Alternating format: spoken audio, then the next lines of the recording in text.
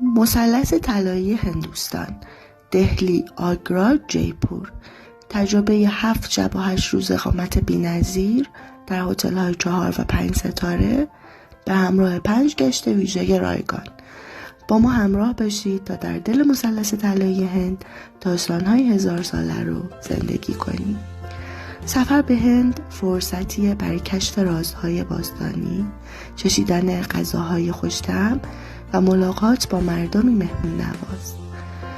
در دل مثلث طلایی از تاج محل زیبا تا خیابون‌های شلوغ دهلی، هر گوشه داستانی برای گفتن داره.